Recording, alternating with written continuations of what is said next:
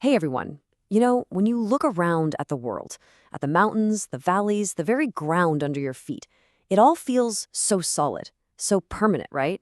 But the truth is, our planet is this massive masterpiece that's constantly changing, being sculpted by these powerful, hidden forces we almost never see. So today, we're going to be geological detectives, and we're going to uncover the secrets of these hidden artists of destruction. And our investigation? It starts right here, in Bryce Canyon, Utah. Just look at these things. They're called hoodoos, and they are absolutely incredible. They seriously look like something from another planet. These giant, intricate sculptures just carved out of solid rock.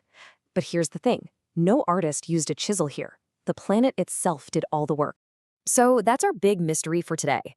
How in the world does solid rock get whittled down into these delicate, towering spires? Well, to get to the bottom of it, we need to identify the culprits responsible for what looks like large-scale vandalism, or, maybe it's artistry. Let's dive in and find our first suspects. Okay, so our first big clue in this whole case isn't buried deep within the earth. Nope, it's right on the surface. The forces we're looking for, they're known as exogenic processes. And that's just a fancy way of saying they are powerful external forces that are always, and I mean always, working to break down and reshape the land. So what exactly are these exogenic processes? Well, they get all their energy from the sun and the atmosphere. I want you to think of them as the planet's own personal demolition crew, powered by sunlight, wind, and water. And their mission? It's pretty simple: land destruction. Now, this is where it gets really interesting, because you can see how this demolition crew is organized. It's a whole family of what are called dunedational processes, which literally just means to strip bare.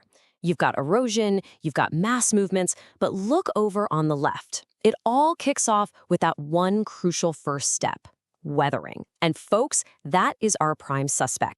You see, weathering is the process that kind of softens up the target. It's that initial attack that makes all the other stuff, like erosion, even possible. The key thing to remember is it doesn't move the material. It just breaks it apart, right where it sits. And the key term here is in situ. It's Latin for in its original place. So weathering is basically the art of breaking down rock without actually carrying it away. It's kind of like the difference between cracking a nut and then sweeping the shells off the table. Weathering is just the crack. So how does our culprit operate? Well, it has two main methods of attack, two MOs, if you will. On one hand, you've got chemical weathering. This is the silent, sneaky attack that dissolves rock from the inside out. And on the other hand, you've got physical weathering, which is all about brute force, just smashing rock into smaller and smaller pieces. So let's do it. Let's open up this geological toolkit and see exactly how these methods work. We're going to start with those silent but deadly chemical attacks that can literally rot solid stone. First up is a process you have absolutely seen a million times, maybe without even realizing it. It's called oxidation. All it is when minerals in a rock are exposed to oxygen and water, a chemical reaction happens. To put it really simply, the rock starts to rust, just like a piece of old forgotten iron. And you can see the evidence everywhere. That deep, rich red and brown color you see in so many canyons and deserts, that is the visual proof of oxidation hard at work. It's literally the color of rock decay. It's a sign that the iron-bearing minerals inside are rusting away, making the whole rock weaker. Next up in the toolkit is something called carbonation. Now, this is wild. This happens when carbon dioxide from the air dissolves in rainwater and it creates a very weak carbonic acid. I mean, it is super mild. But over thousands and thousands of years, it is strong enough to dissolve entire landscapes, especially rocks like limestone. Just take a look at this. This amazing limestone pavement looks like it was carved by hand, right? But it was all done by slightly acidic rain. Every single drop, over countless centuries, just dissolved the rock, bit by bit, carrying it away and leaving these incredible deep grooves and patterns behind. All right, that's enough of the sneaky chemical attacks. Let's switch gears and talk about brute force.